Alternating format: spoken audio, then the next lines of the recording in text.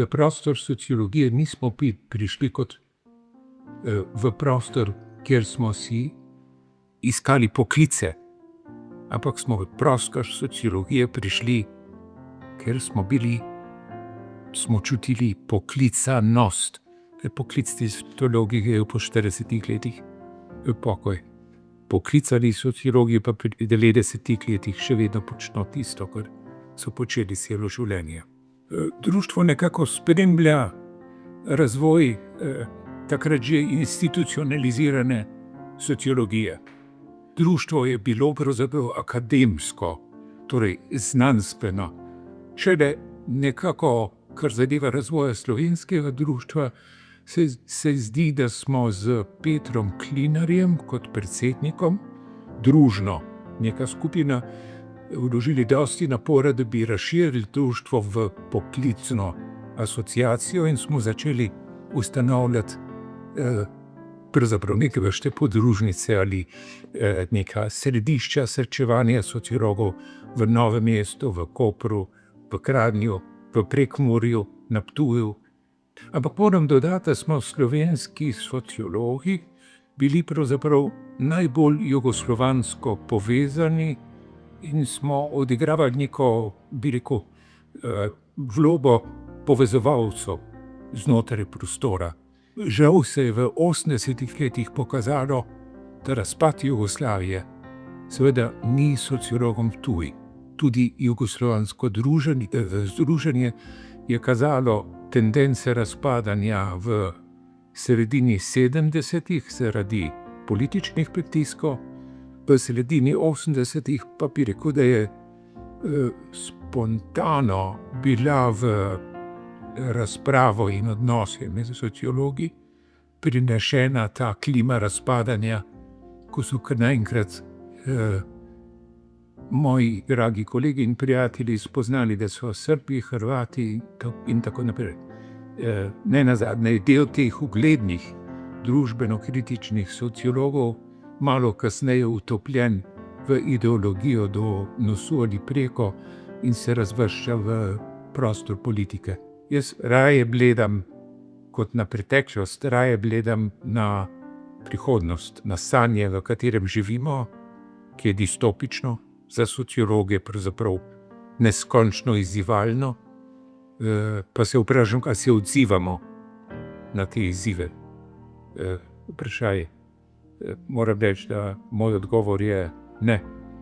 Če raziskujemo slovensko družbo, in to se kaže skozi raziskovalno ali znanstveno publicistiko, potem ni edina oblika vračanja objavljanje sestavkov v revijah z visokim kapitalskim impact faktorjem, ampak prenašanje spoznanja neposredno.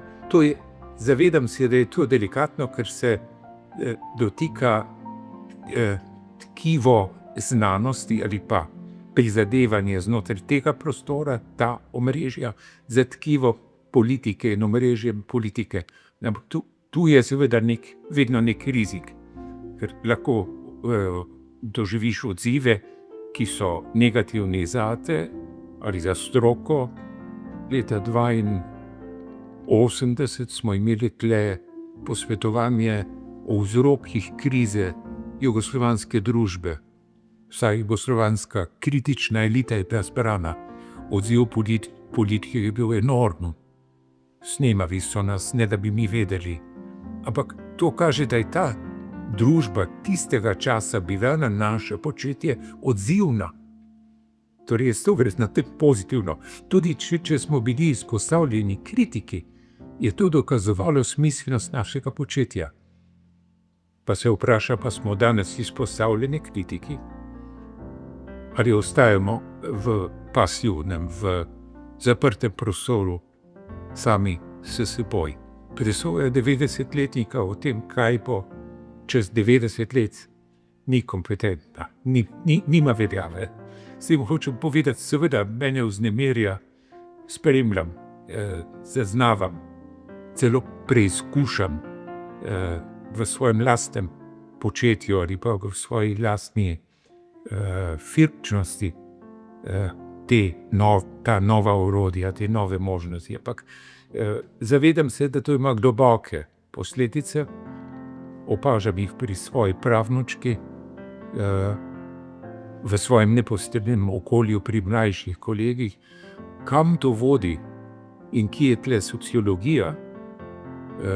Jaz bi odgovoril, sociologija pridobiva srednjo vlogo. Jaz bi rekel, da je gledano v celoti v 60-letnem obdobju društvo opravlja pomembno vlogo. Torej, čestitam društvu ob 60-letnici. Vidi pa seveda prostor za širitev njegove zadrževanja, predvsem se vidim prostor za angažiranje, jaz bom pogojno rekel, raziskujoče, akademske, institucionalizirane sociologije v odnosu do družbe, ki to početje omogoča. In društvo je vedno bilo neke vrste, bi rekel, amortizer, je olajšalo sobivanje in odpiranje tega prostora. Torej jaz vidim perspektivo tega društva.